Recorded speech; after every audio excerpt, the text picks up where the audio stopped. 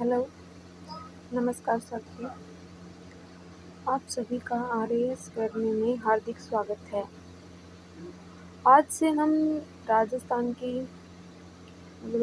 का कल्चर पढ़ने वाले हैं और राजस्थान के कल्चर के ये टॉपिक्स हैं: लोक नृत्य, लोक नाट्य, लोक देवता, लोक देवी, संत संप्रदाय, हस्तकला, वेशभूषा, आभूषण, राजस्थान की बावड़ियाँ व छतरियाँ, राजस्थान के महल व हवेलियाँ, लोकगीत, लोक गायन शैली व संगीत घराने, लोक वाद्य यंत्र, राजस्थान के दुर्ग, राजस्थान के मंदिर, राजस्थान के त्योहार व मेले, राजस्थानी चित्रकला, राजस्थान की जनजातियाँ, सामाजिक प्रथा व रीति रिवाज, राजस्थान की भाषा व बोलियाँ और राजस्थान का साहित्यिक संस्थाएं व प्रमुख संग्रहालय।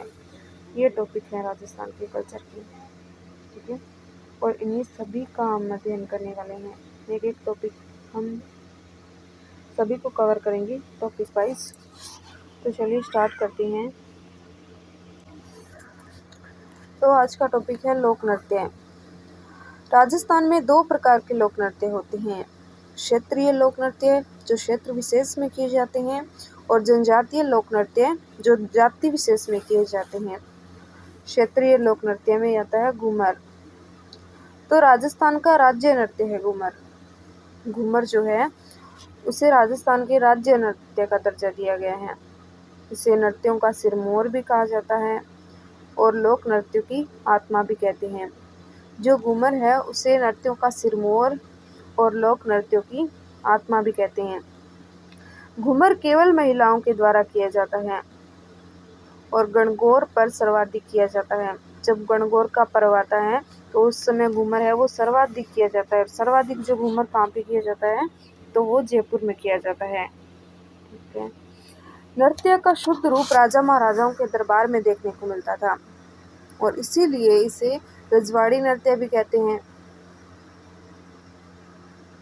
नृत्य के दौरान 8 अंग का निर्माण होता है जिसे सवाई कहते हैं। जब महिलाएं नृत्य करती है तो उस समय जो उनके घाघरे से जो घेर बनता है उससे 8 अंग का निर्माण होता है जिसे सवाई कहते हैं। इस लोक नृत्य का विकास भील जनजाति ने किया। नृत्य में लहंगे की घूम यानी लहंगे का जो बॉर्डर गोल गोल घूमने के कारण घूमर नृत्य कहलाया। नृत्य की विशेषता क्या है तो हाथों का लचकदार संचालन। घूमर लोक नृत्य की विशेषता है हाथों का लचकदार संचालन। घूमर लोक नृत्य में कौन कौन से वाद्य यंत्र का प्रयोग होता है तो वो है ढोलक, नगाड़ा, मजीरा और शहनाई। घूमर लोक नृत्य में 4 वाद्य यंत्रों का प्रयोग होता है: ढोलक, नगाड़ा, मजीरा, शहनाई। घूमर लोक नृत्य को संरक्षित करने का या बढ़ावा देने का काम किसने किया तो घूमर लोक नृत्य को संरक्षित करने या बढ़ावा देने का कार्य 1986 में गणगौर घूमर नृत्य अकादमी की स्थापना गोवर्धन कुमारी ने की थी। ये गोवर्धन कुमारी कौन थी तो किशनगढ़ की राजकुमारी थी। इन्होंने मुंबई के अंदर इसकी स्थापना की थी। गणगौर घूमर नृत्य अकादमी की स्थापना गोवर्धन कुमारी ने, जो किशनगढ़ की राजकुमारी थी, मुंबई में की थी। घूमर कितने प्रकार के होते हैं? घूमर 3 प्रकार के होते हैं। घूमर जो महिलाओं के द्वारा किया जाता है, कोई भी महिला कर सकती है। लूर गरासिया जनजाति की महिलाएं करती हैं। लूर भी घूमर का ही एक प्रकार है लेकिन इसे गरासिया जनजाति की महिलाएं करती हैं। झुमरियो बालिकाओं के द्वारा किया जाता है। जब छोटी कन्याएं नृत्य करती हैं तो उसे कहते हैं झुमरियो और ये जो है वो छोटी बालिकाओं के द्वारा किया जाता है।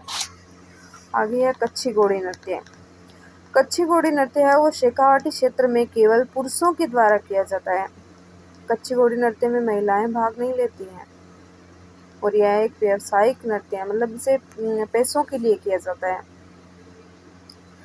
और विवाह शादियों में ज़्यादातर, जैसे मेलों में भी कर सकते हैं, विवाह शादियों में भी कर सकते हैं। नृत्य में झांझ वाद्य यंत्र का प्रयोग होता है। कच्ची घोड़ी नृत्य के अंदर जो है वो स्पेशली झांझ वाद्य यंत्र का प्रयोग किया जाता है।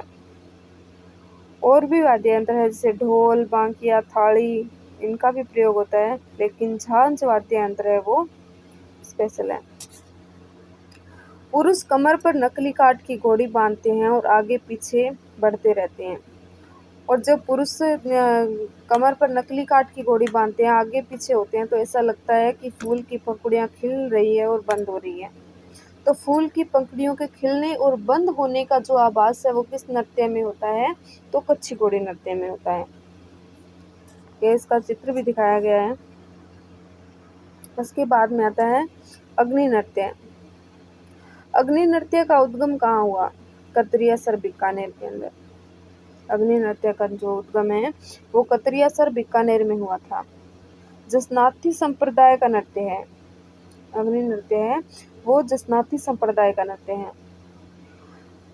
जसनाथी संप्रदाय के अंदर जो पुरुष है वो धधकते अंगारों पर नृत्य करते हैं। इसमें एक धूणा लगाया जाता है, अंगारों के ढेर को धूणा कहते हैं, और उसी धूणे वो जगते हुए धूणे के अंदर जो है वो जसनाथी संप्रदाय के पुरुष है वो उसके अंगारों के ऊपर चलते हैं और फतेह फतेह का उच्चारण करते हैं, नृत्य करते रहते हैं और फतेह फतेह का उच्चारण करते रहते हैं। तो अग्नि नृत्य का उद्गम कहाँ से हुआ है? तो कतरियासर बीकानेर से हुआ है। संप्रदाय पूछे तो जसनाती संप्रदाय का नृत्य है। किसके द्वारा किया जाता है? तो पुरुषों के द्वारा धधकते अंगारों पर नृत्य किया जाता है। और अंगारों के ढेर को क्या कहते हैं? धूणा कहते हैं। नृत्य करते समय किस शब्द का प्रयोग करते हैं? फतेह फतेह का। ठीक है। उसके बाद में आता है ढोल नृत्य। ढोल नृत्य जालोर का नृत्य है। ढोल नृत्य है वो जालोर जिले का प्रसिद्ध है। डोली, भील, माली जाति के पुरुषों द्वारा बड़े बड़े ढोलों के साथ नृत्य किया जाता है। ढोल नृत्य में डोली, भील, माली जाति के लोग भाग लेते हैं और बड़े बड़े ढोलों के साथ नृत्य किया जाता है। और ढोल नृत्य को प्रकाश में लाने का श्रेय जय नारायण व्यास को दिया जाता है। ढोल नृत्य है उसे प्रकाश में लाने का श्रेय किसे दिया जाता है? तो वो दिया जाता है जय नारायण व्यास को।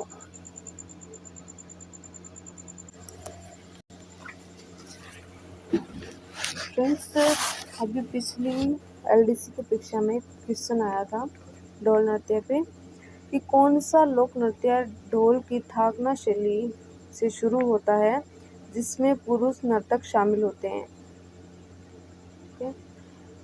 जिनमें से कुछ के मुंह में तलवारें होती है, कुछ के हाथों में लाठियां होती है और कुछ के हाथों में रुमाल होते हैं, बंधे होते हैं। क्वेश्चन क्या है कि कौन सा लोक नृत्य ढोल की थाकना शैली में शुरू होता है जिसमें पुरुष नर्तक शामिल होते हैं, जिनमें से कुछ के मुंह में तलवारें होती है, कुछ के हाथों में लाठियां और कुछ के हाथों में रुमाल बंधे होते हैं। तो उपयुक्त चयन चुनना था। ये क्या है, कौन सा नृत्य है? तो यह ढोल नृत्य है। कौन सा है? ढोल नृत्य है ये। आगे चलते हैं। घुड़ला नृत्य। घुड़ला नृत्य है वो जोधपुर में महिलाओं द्वारा चैत्र कृष्ण अष्टमी को किया जाता है। घुड़ला नृत्य है वो जोधपुर में महिलाओं के द्वारा चैत्र कृष्ण अष्टमी को किया जाता है। राव सातलदेव के काल में शुरू हुआ था। घुड़ला नृत्य है वो राव सातलदेव के काल में शुरू हुआ था। महिलाएं सिर पर छिद्रित मटका रखती हैं और उसमें दीपक जलता है। मटके को घुड़ला कहते हैं। रूपायन संस्थान है बोरुंदा के अंदर के कोमल कोठारी ने नृत्य को संरक्षण दिया। तो घुड़ला नृत्य कहाँ का प्रसिद्ध है? जोधपुर का। महिलाओं के द्वारा किया जाता है। कब किया जाता है? चैत्र कृष्ण अष्टमी को किया जाता है। किसके काल में शुरू हुआ? तो राव सातलदेव के काल में शुरू हुआ था। छिद्रित मटका किसका प्रतीक है? बुढ़ले खां का प्रतीक है। मटके के अंदर क्या रखा जाता है? तो जलता हुआ दीपक। और किस संस्थान ने इसको संरक्षण दिया था? रूपायन संस्थान है बोरुंदा के अंदर। कोमल कोठारी ने इसको संरक्षण दिलवाया था। ठीक है। तेरह ताली नृत्य। तेरह ताली नृत्य है वो कामड़ जाति की महिलाओं द्वारा रामदीव जी के मेले पर विशेष किया जाता है। 13 ताली नृत्य हैं तो कामड़ जाति की महिलाएं करती हैं। कामड़ जाति मेघवाल जाति के अंदर आती हैं, उनकी महिलाएं करती हैं रामदेव जी के मेले पर। इसका उद्भव जो है वो 13 ताली नृत्य का उद्भव पादरला गांव पाली से माना जाता है कि 13 ताली नृत्य का उद्भव पादरला गांव पाली से हुआ था। यह एक व्यावसायिक नृत्य है पैसा कमाने के लिए। 13 ताली नृत्य है वो एक व्यावसायिक नृत्य है। प्रमुख वाद्य यंत्र तो 13 ताली नृत्य में चौतारा, मजीरा, तानपुरा, खरताल और चिमटा, इन वाद्य यंत्रों का प्रयोग किया जाता है। कौन कौन से हैं? चौतारा, मजीरा, तानपुरा, खरताल, चिमटा। 13 ताली नृत्य की मुख्य कलाकार कौन कौन सी हैं? मांगीबाई, मोहनी, लक्ष्मणदास कामड़। कौन कौन से कलाकार हैं? मांगीबाई, मोहनी, लक्ष्मणदास कामड़, ये जो है वो 13 ताली नृत्य के कलाकार हैं। इसमें क्या किया जाता है कि इसमें 13 मजीरे होते हैं, जिनमें से 9 मजीरे जो हैं वो दाएं पैर पर बांधे जाते हैं। 9 मजीरे दाएं पैर में, 2 मजीरे कोहनियों में और 2 मजीरे हाथों में। कुल 13 मजीरे पहनकर महिलाएं बैठकर नृत्य करती हैं। वह पुरुष वाद्य यंत्र बजाते हैं।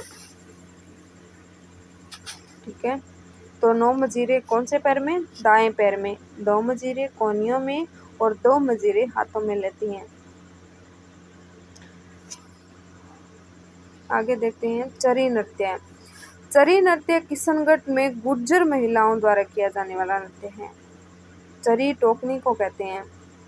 ये जो इस महिला के सर पे एक टोकनी है, इसको कहते हैं चरी।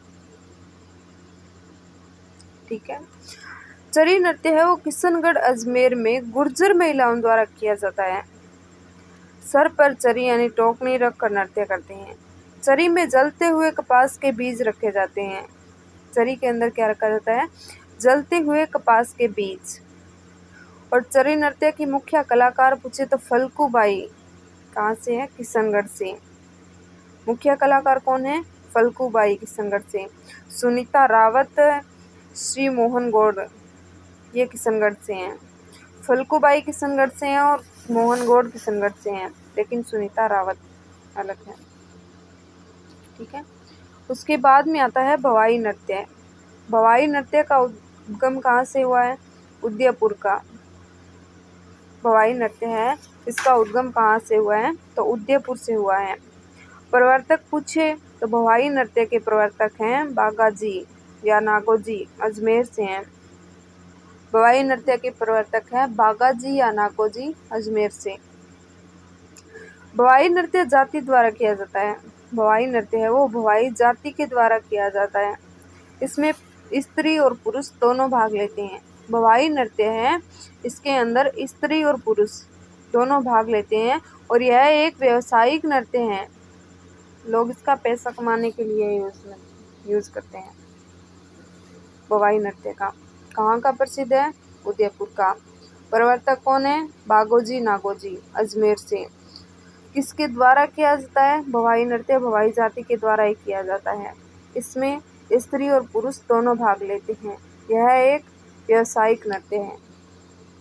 ठीक है, आगे देखते हैं।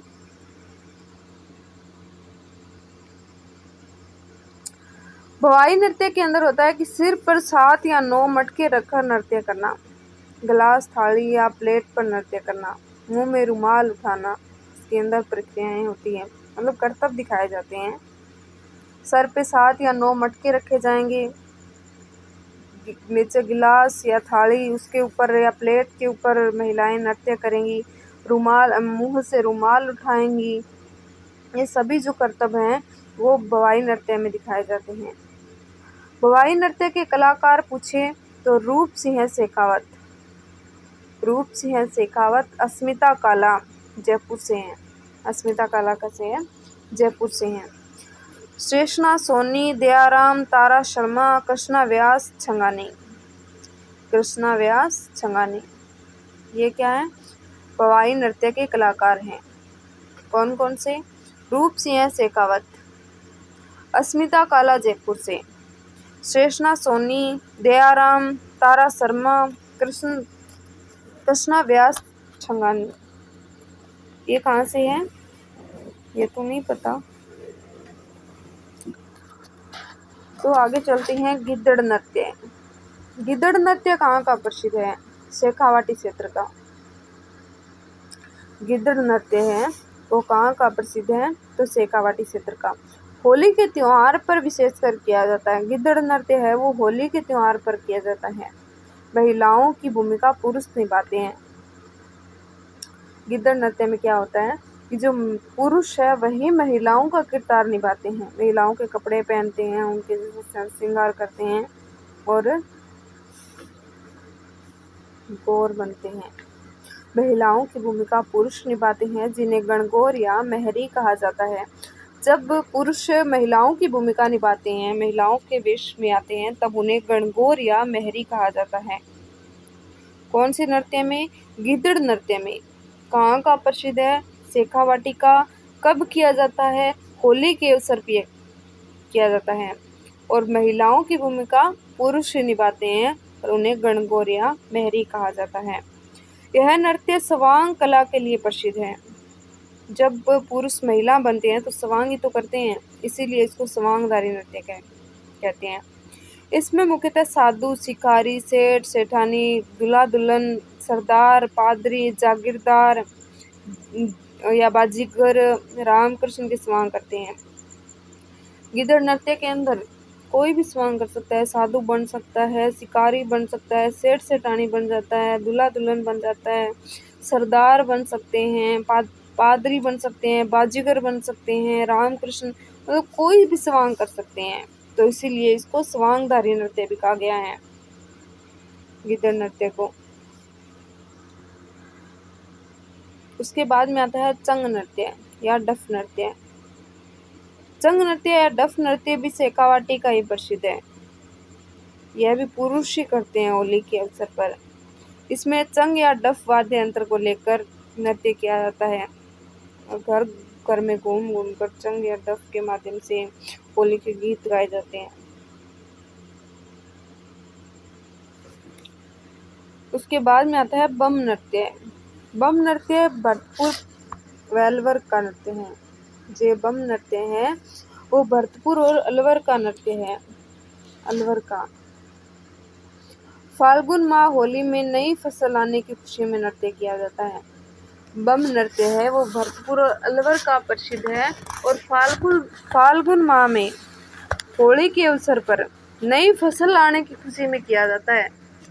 जब नई फसल की कटाई होती है और नई फसल आती है तो उस समय फाल्गुन माह में, मतलब फागण में, होली के अवसर पर यह नृत्य किया जाता है। इसमें नगाड़ा यानी बम को नगाड़े को बम बोला जाता है, वाद्य यंत्र के साथ रसिया गीत गाते हैं, इसलिए बम रसिया नृत्य भी कहते हैं। मतलब नगाड़ा या बम वाद्य यंत्र के साथ जब रसिया गीत गाते हैं बम नृत्य में तो उसे बम रसिया नृत्य भी कहते हैं। उसके बाद में आता है नाहर नृत्य। क्या आता है? नाहर नृत्य। नाहर नृत्य है वो मांडल भीलवाड़ा का प्रसिद्ध है। कहाँ का? मांडल भीलवाड़ा। नृत्य का आरंभ खुर्रम यानी खुर्रम कौन था? शाहजहां के समय। नृत्य का आरंभ है वो खुर्रम यानी शाहजहां के समय किया गया। खुर्रम जो है वो सलीम का पुत्र था। खुर्रम कौन था? शाहजहां।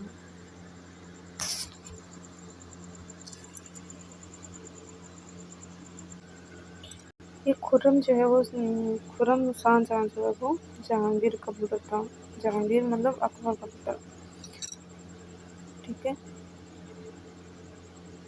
फरकाबाई का पोता, जहांगीर का पोता था ये खुर्रम।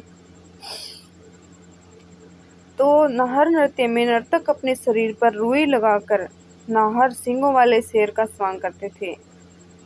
नाहर नृत्य मांडल भीलवाड़ा का नृत्य है और इस नृत्य का आरंभ खुर्रम शाहजहां के समय हुआ था।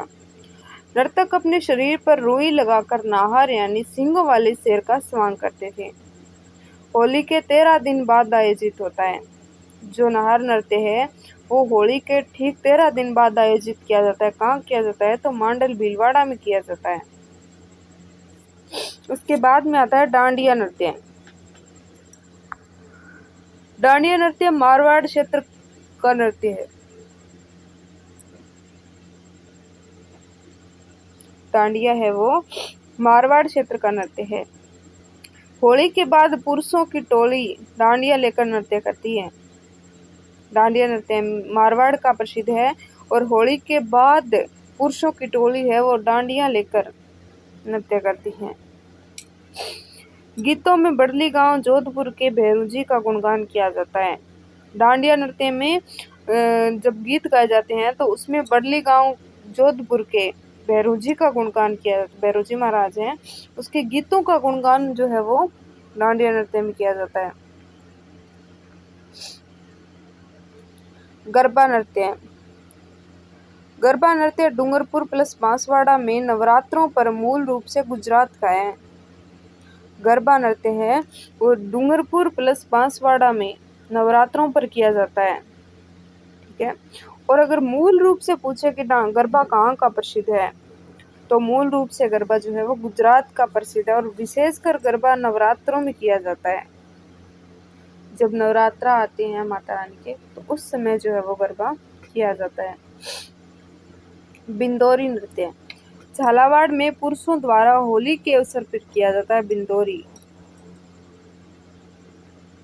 बिंदोरी झालावाड़ में पुरुषों द्वारा होली के अवसर पर। उसके बाद में आता है डांग नृत्य। कौन सा है? डांग नृत्य नाथ द्वारा में होली के पर्व पर स्त्री और पुरुष दोनों मिलकर करते हैं। डांग नृत्य है वो नाथ द्वारा में होली के पर्व पर स्त्री और पुरुष मिलकर करते हैं। इसमें ढोल, थाली, मादल वाद्य यंत्रों का प्रयोग किया जाता है। डांग नृत्य में जो है वो ढोल, थाली, मादल वाद्य यंत्र का प्रयोग जो है वो किया जाता है। उसके बाद में आता है लांगुरिया नृत्य। लांगुरिया नृत्य केला देवी माता का प्रसिद्ध है। मीणा जनजाति के द्वारा किया जाता है। लांगुरिया नृत्य है वो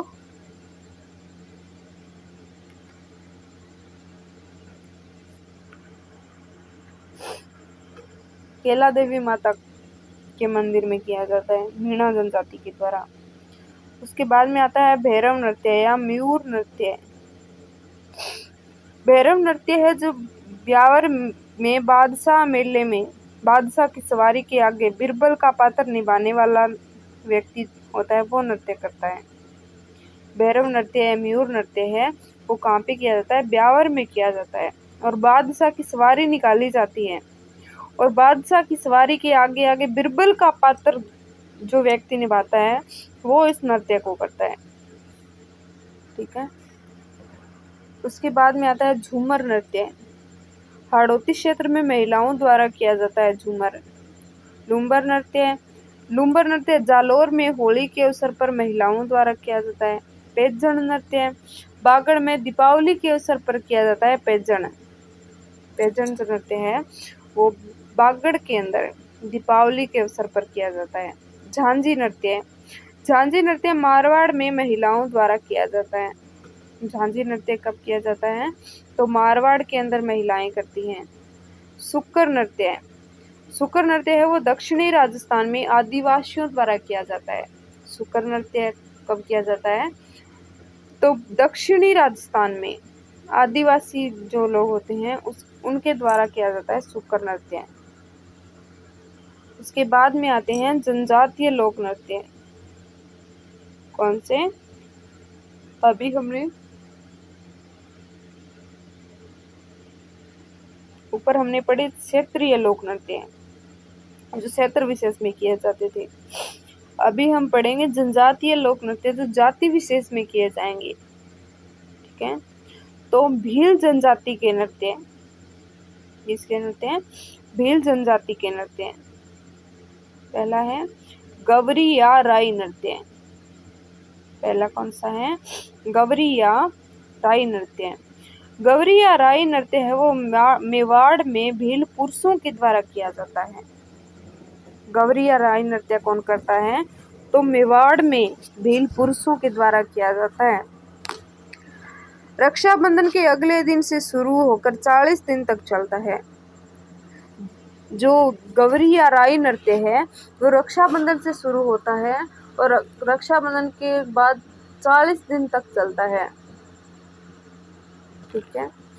शिव और भस्मासुर की कहानी पर आधारित है। गवरी या राई नृत्य है वो शिव और भस्मासुर की कहानी पर आधारित है। जब श्री कृष्ण ने मोहिनी का रूप धारण किया था उस समय भोलेनाथ ने भस्मासुर को आशीर्वाद दिया था। उस समय भस्मासुर ने कहा कि मैं तो इसका एग्जाम्पल आपके सर पे हाथ रख के देखूंगा कि आप भस्म होते हो नहीं।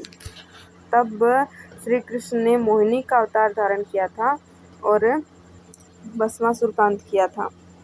तो उसी समय शिव और भस्मासुर की कहानी पर आधारित है गवरी या राई नृत्य।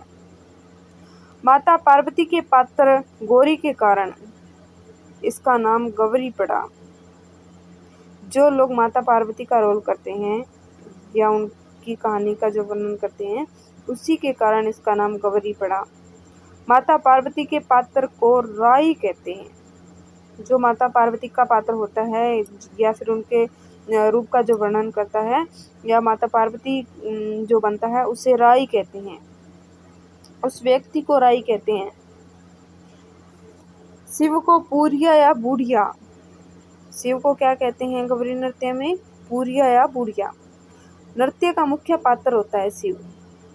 जो इसमें शिव बनता है वो नृत्य का मुख्य पात्र होता है। झामटिया नाम का पात्र कविता बोलता है। राई नृत्य में झामटिया नाम का जो व्यक्ति होता है या पात्र होता है वो कविता बोलता है।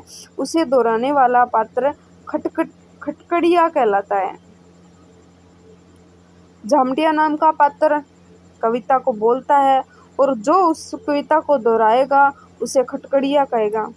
वो पात्र खटखड़िया कहलाएगा। तो नाट्य का सूत्रधार कुटकुड़िया। नाट्य का सूत्रधार क्या है? कुटकुड़िया। तो गवरी या राई नृत्य के नाट्य का सूत्रधार क्या है? कुटकुड़िया है। और गवरी या राई नृत्य में जो पात्र कविता बोलता है उसे क्या कहते हैं? उसे झामटिया कहते हैं। और जो उस कविता को दोहराता है उसे क्या कहते हैं? तो खटखड़िया कहते हैं। और गवरी या राई नृत्य में शिव को क्या कहते हैं? पूरिया या बुढ़िया कहते हैं। माता पार्वती को क्या कहते हैं? गवरी कहते हैं। और माता पार्वती के पात्र को क्या कहते हैं? राई। ठीक है। तो अगला है अन्य पात्रों को खेल्य या खेला कहते हैं। जो गवरी नृत्य में अन्य पात्र होते हैं माता पार्वती और खटखड़िया इन सब के अलावा उन्हें कहते हैं खेल्य या खेला। गवरी के नर्तक मुख्य पात्र पूरिया के चारों ओर थाली और मादल के साथ नृत्य करते हैं। गवरी के नर्तक जो मुख्य पात्र या पूरिया के चारों ओर थाली और मादल के साथ नृत्य करते हैं। गवरी राजस्थान का सबसे प्राचीन लोक नाट्य है। इसे लोक नाट्य का मेरू नाट्य कहते हैं। गवरी जो है वो राजस्थान का सबसे प्राचीन लोक नृत्य है। इसे लोक नाट्य का मेरू नाट्य कहते हैं।